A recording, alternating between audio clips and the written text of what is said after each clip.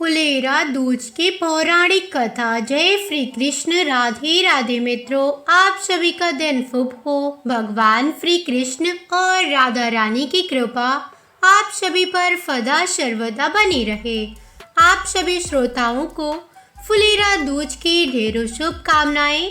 आज दिनांक 19 फरवरी और दिन है बृहस्पतिवार। हिंदू पंचांग के अनुसार फाल्गुन मास की शुक्ल पक्ष की द्वितीया तिथि को फुलेरा दूज के नाम से जाना जाता है। फुलेरा का अर्थ है फूलों का खिलना और फूलों से खेलना।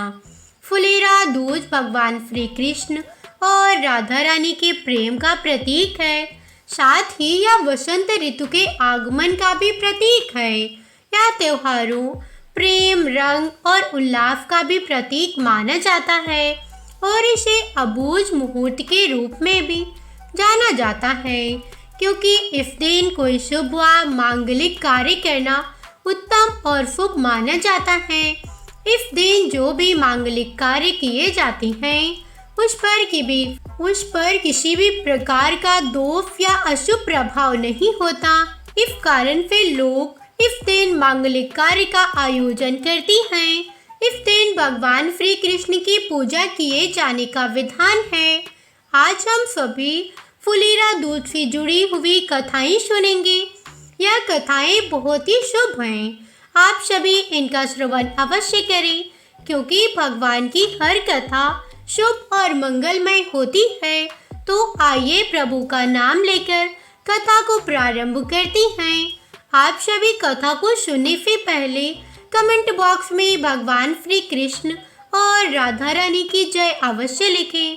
तो चलिए भगवान श्री कृष्ण और राधा रानी के चरणों का ध्यान करते हुए आज की कथा का रसपान करती हैं। परम पवित्र नैमिषारण्य तीर्थ में, जहाँ धर्म का चक्र निरंतर गतिमान रहता है, 88,000 शौनक आदि महर्षियों ने एक सहस्त्र वर्षों तक चलने वाले महान यज्ञ का आयोजन किया। उस पावन भूमि पर प्रातःकालीन सत्र में जब यज्ञ की अग्नि प्रज्वलित थी और वेद मंत्रों की ध्वनि से आकाश गुंजायमान था, समस्त ऋषिगण अपने नित्य कर्मों से निवृत्त होकर परम ज्ञानी श्री सूत जी महाराज के सम्मुख उपस्थित हुए। ऋषियों के मन में भगवान श्री कृष्ण की लीलाओं और काल की गति को समझने की तीव्र उत्कंठा थी। महर्षि शौनक ने विनीत भाव से हाथ जोड़कर सूत जी को उच्च आसन पर विराजमान कर उनकी विधिवत पूजा अर्चना की और मधुर वाणी में प्रश्न किया। हे महाभाग, हे पुराण वेत्ता श्री सूत जी, आप भूत, भविष्य और वर्तमान के ज्ञाता हैं। आपने हमें भगवान विष्णु के अनेक अवतारों और तीर्थों की महिमा सुनाई है, किंतु हमारे मन में फाल्गुन मास की उस विशेष तिथि के विषय में जानने की अभिलाषा जागी है, जिसे लोक में अत्यंत पवित्र और स्वयं सिद्ध माना जाता है। हमने सुना है कि फाल्गुन मास के शुक्ल पक्ष की द्वितीया तिथि, जो वसंत पंचमी और होली के मध्य आती है, वह भगवान श्री कृष्ण को प्राणों से भी अधिक प्रिय है। इस तिथि को फुलेरा दूज के नाम से जाना जाता है। हे तात, इस तिथि का क्या रहस्य है और इसे दोष मुक्त क्यों माना जाता है? क्यों इस दिन किसी भी शुभ कार्य के लिए मुहूर्त देखने की आवश्यकता नहीं होती? और सबसे महत्वपूर्ण, इस दिन भगवान श्री कृष्ण और श्री राधिका जी की लीलाओं से क्या संबंध है? और कृपा हमें वह गोपनीय और पापनाशक कथा सुनाइए, जिससे जीव के जन्म जन्मांतर के संताप मिट जाएं। महर्षि शौनक के ऐसे धर्मयुक्त और लोक कल्याणी वचन सुनकर श्री सूत जी का रोम रोम पुलकित हो उठा। उन्होंने सर्वप्रथम अपने गुरु श्री वेदव्यास जी और पर ब्रह्म भगवान श्री कृष्ण का मन ही मन स्मरण किया। तत्पश्चात गंभीर और मेघ के समान सुखद वाणी में वे ऋषियों को संबोधित करने लगे।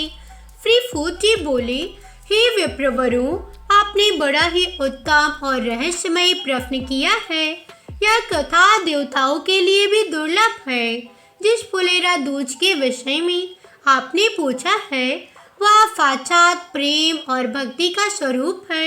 यह तिथि केवल एक दिन नहीं अपितु प्रकृति और परमात्मा के मिलन का उत्सव है। एकाग्रचित होकर श्रवण करें। सृष्टि के आरंभ में जो कथा भगवान नारायण ने ब्रह्मा जी को और ब्रह्मा जी ने देवर्षि नारद को सुनाई थी वह पुनीत कथा मैं आप लोगों को सुनाता हूँ।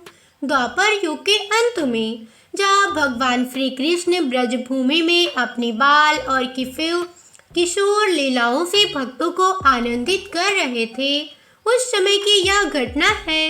यह वह समय था जब श्याम सुंदर भगवान श्री कृष्ण ब्रज की गोपियों और प्राण प्रिया श्री राधिका जी के नयनों के तारे बने हुए थे।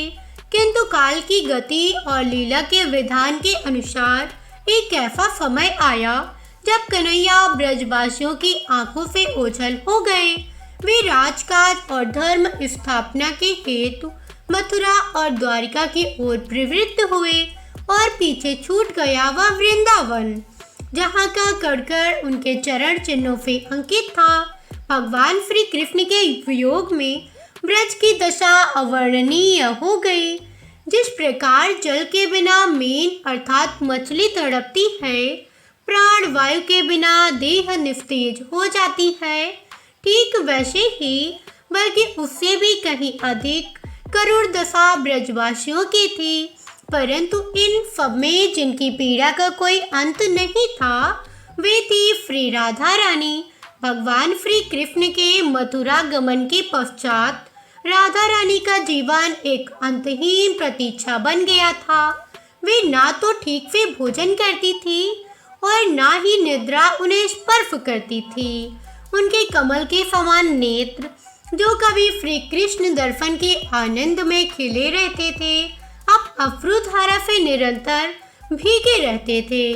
उनका वह मुखमंडल जो शरद पूर्णिमा के चंद्रमा को भी लज्जित करता था अब योग की आंधी में मलिन पड़ गया था। कृष्ण विरह की यह अग्नि केवल राधा रानी के हृदय तक सीमित नहीं रही। इसका ताप इतना प्रचंड था कि इसने जड़ और चेतन दोनों को प्रभावित कर दिया। राधा रानी का दुख देखकर वृंदावन की प्रकृति भी शोकाकुल हो उठी। जो लताएं भगवान श्री कृष्ण की बांसुरी की धुन पर नृत्य करती थी वे अब मुरझा कर सूखने लगी। जिन वृक्षों पर कभी विविध रंगों के पुष्प लदे रहते थे वे अब पत्र विहीन और शुष्क होकर ठूंठ समान प्रतीत होने लगे। वृंदावन का वह वन जो सदा नंदवन की भांति हरा भरा और सुगंधित रहता था अब शमशान की भांति उदास और नीरस हो गया था। पुष्पों ने खिलना बंद कर दिया, कलियों ने अपना मुख बंद कर लिया और भंवरों ने गुंजार करना छोड़ दिया। मयूरों ने अपने पंख समेट लिए और कोकिला ने कूकना त्याग दिया। ऐसा प्रतीत होता था मानो प्रकृति ने भी राधा रानी के दुख में सहभागी होकर उपवास धारण कर लिया हो। गोपियाँ जो राधा रानी की सखियाँ थीं, ललिता, विशाखा, चित्रा, इंदुलेखा, वे निरंतर प्रयास करती कि किसी प्रकार अपनी स्वामिनी अर्थात अपने राधे को सांत्वना दे सके। वे कहती, हे सखी धैर्य रखो, श्याम सुंदर अवश्य लौटेंगे। परंतु राधा रानी की शून्य दृष्टि केवल उस मार्ग पर टिकी रहती थी जिधर से गोविंद गए थे। उनके निश्वासों से ऐसी तपन निकलती थी कि समीप के कोमल पल्लव भी झुलस जाते थे। सूची ने भाव विठ्ठल होकर कहा, हे विप्रवरु, कल्पना कीजिए उस दृश्य की। फाल्गुन का महीना निकट आ रहा था। वसंत ऋतु द्वार खटखटा रही थी, किंतु वृंदावन में पतझड़ का साम्राज्य था। जहाँ वसंत का उल्लास होना चाहिए था वहाँ केवल विरह का हाहाकार था। राधा रानी की शारीरिक दशा अत्यंत क्षीण हो गई थी। वे इतनी दुर्बल हो गई थी कि आभूषण भी उन्हें भार स्वरूप लगने लगे थे। उन्हें ना तो चंदन की शीतलता भाती थी और ना ही चंद्रमा की किरणें। वे सब उन्हें अग्निबाण के समान प्रतीत होती थी। समस्त ब्रज मंडल में एक ही प्रश्न गूंज रहा था, क्या हमारे प्राण वल्लभ अर्थात कन्हैया कभी नहीं आएंगे? क्या यह वृंदावन अब कभी नहीं महकेगा? वृक्षों की डालियां झुक गई, मानो वो भी प्रार्थना कर रही हो। यमुना जी का प्रवाह भी मंद पड़ गया, मानो वो भी कृष्ण के बिना आगे बढ़ने में उत्साहहीन हो गई हो। गायें रपना भूल गई और बछड़ों ने दूध पीना छोड़ दिया। यह वह समय था जब प्रकृति और परमात्मा के बीच का प्रेम सूत्र खिंचते खिंचते टूटने की कगार पर आ गया था। राधा रानी का विषाद अब उस स्तर पर पहुंच चुका था जहां से या तो प्राण पखेरु उड़ जाते या फिर साक्षात प्रियतम को प्रकट होना पड़ता। यही वह पृष्ठभूमि थी जहां से फुलेरा दूज की कथा का बीजारोपण हुआ। यह वह अंधकार था जिसके गर्भ से प्रकाश का उदय होना शेष था। ब्रज की यह मूक पुकार राधा रानी के नेत्रों से गिरता हुआ एक मोती सा अश्रु ब्रह्मांड के नायक सिंहासन को डोलने के लिए पर्याप्त था। सूत जी ने नेत्र बंद किए, मानो वे उस दिव्य मिलन की बेला को अपने अंत चक्षुओं से देख रही हो, और फिर गदगद कंठ से पुनः बोलना आरंभ किया। हे तपोधन ऋषियों, प्रेम की वह मूक पुकार जो वृंदावन के कड़कड़ से उठ रही थी, वह व्यर्थ कैसे जा सकती थी? भक्त के हृदय की पीड़ा भगवान के हृदय को वेद देती है। यद्यपि भगवान श्री कृष्ण द्वारिका के वैभव और राजकाज में लिप्त प्रतीत होते थे, किंतु उनका मन तो सदा वृंदावन की कुंज गलियों में ही रमता था। श्री राधिका की वह करुण दशा और ब्रज की वह उजड़ी हुई स्थिति पवन के झोंकों के साथ त्रिभुवन के स्वामी तक पहुंच ही गई। हृदय में एक कफक उठी। अंतर्यामी परमात्मा जो घट घट की जानते हैं, उन्हें अनुभव हुआ कि यदि वे अब भी ना गए तो ब्रज का अस्तित्व ही संकट में पड़ जाएगा। प्रेम की डोरी ने उन्हें ऐसा खींचा कि वे एक क्षण भी और विलंब ना कर सके। उन्होंने ना तो सारथी को बुलाया और ना ही किसी भव्य रथ की प्रतीक्षा की। वे तो बस अपनी पीताम्बरी संभाले ब्रज की ओर चल पड़े। जैसे ही श्याम सुंदर के चरण कमलों ने ब्रज की सीमा का स्पर्श किया, एक अद्भुत घटना घटी।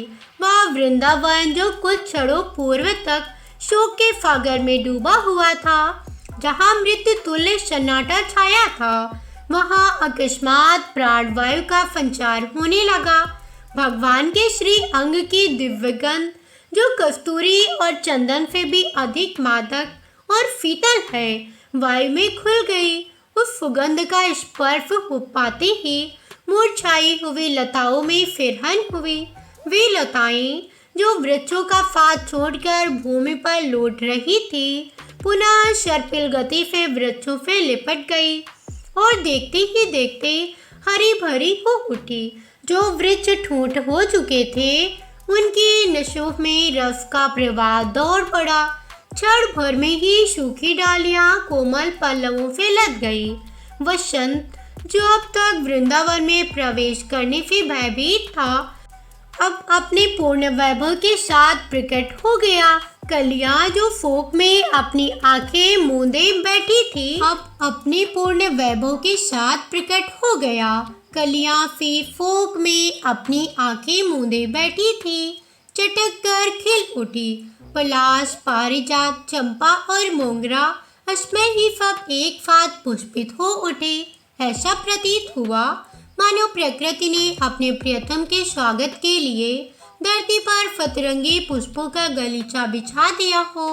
भ्रमर जो कहीं छिप गए थे, पुनः राधे कृष्ण की गुंजार करते हुए पुष्पों पर मंडराने लगे। मयूरों ने अपने पंख फैला दिए और कोकिलों ने पंचम स्वर में स्वागत का गीत गाना आरंभ कर दिया। उधर निधिवन के एकांत कुंज में सखियों के मध्य अचेत अवस्था में लेटी श्री राधिका जी की देह में अकस्मात स्पंदन हुआ, जिस प्रकार औषधि मुख में जाते ही रोगी के प्राण लौटने लगते हैं, उसी प्रकार वायु में कुली श्री कृष्ण की उपस्थिति ने संजीवनी का कार्य किया। श्री राधिका जी के नासिका पुट फड़के उन्होंने धीरे धीरे अपने कमल नेत्र खोले। उनकी फकियां ललिता और विशाखा जो चिंता मग्न थी, उन्होंने देखा कि राधा रानी के मुख पर एक अलौकिक आभा लौट रही है।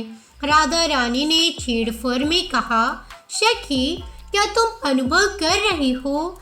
यह सुगंध या वायु का स्पर्श मेरी कान्हा आ गई हैं। सखियां अभी कुछ समझ पाती उससे पूर्व ही कुंज के द्वार पर एक दिव्य प्रकाश पुंज उदित हुआ। पीतांबर धारण किए मोर मुकुट मस्तक पर सजाए और अधरों पर वही भुवन मोहिनी मुस्कान लिए साक्षात मदन मोहन वहां खड़े थे। वह दृश्य वाणी के परी है। विरह की अग्नि जो अभी तक राधा रानी को जला रही थी, अब मिलन के आनंद अश्रुओं में परिवर्तित हो गई। जैसे तपती धरती पर वर्षा की पहली फुहार पड़ती है, वैसे ही कृष्ण के दर्शन से राधा रानी का तप शांत हो गया। वे उठी, किंतु हर्ष के अतिरेक से उनके चरण डगमगा गए। तब स्वयं श्री कृष्ण ने आगे बढ़कर उन्हें थाम लिया। उस क्षण समय थम गया। गोपियों के आनंद का पारावार न रहा। उन्होंने देखा कि न केवल राधा रानी अपितु संपूर्ण वन उपवन अब पुष्पों से इतना लद गए कि पत्ते दिखाई ही नहीं दे रहे। जिधर दृष्टि जाती उधर केवल फूल ही फूल, लाल पीले श्वेत गुलाबी, मानो प्रकृति ने अपना सारा खजाना अपने स्वामी के चरणों में उलीच दिया हो। विरह का वह लंबा और अंधकारमय काल समाप्त हो चुका था। अब चारों ओर केवल उल्लास था, रंग था और सुगंध थी। गोपियां एक दूसरे को देख रही थी और फिर उन असंख्य खिले हुए पुष्पों को उनके मन में एक तरंग उठी, अर्थात एक उमंग जागी। वे समझ गई कि आज का दिन साधारण नहीं है। आज प्रकृति ने स्वयं उत्सव की तैयारी की है। सूत जी ने मंद मुस्कान के साथ कहा, हे मुनियों, विरह के बाद का मिलन अत्यंत मधुर होता है। यह वही क्षण था जब शोक उत्सव में परिवर्तित होने वाला था। वन के वे पुष्प जो अभी अभी खिले थे, अब एक नई लीला के उपकरण बनने जा रहे थे। ब्रज में एक ऐसी होली खेली जाने वाली थी जिसमें न रंग होगा न गुलाल, अपितु होगा तो केवल प्रकृति का सबसे कोमल उपहार, अर्थात पुष्प। श्री फूजी महाराज ने अपने नेत्र पुनः खोले, जिनमें अब प्रेमाश्रु तैर रहे थे। सभा में उपस्थित समस्त ऋषिगण चित्रलिखित से उस दिव्य लेखा के साक्षी बन रहे थे। सूत जी ने अपने ओजस्वी वाणी में कथा को पूर्णता की ओर ले जाते हुए कहा, हे शौनकादि ऋषियों, उस क्षण निकुंज वन का दृश्य त्रिलोक में सबसे दुर्लभ था। एक ओर विरह की अग्नि में तपा हुआ शुद्ध प्रेम था और दूसरी ओर उस प्रेम को शीतलता प्रदान करने वाला साक्षात आनंदगण।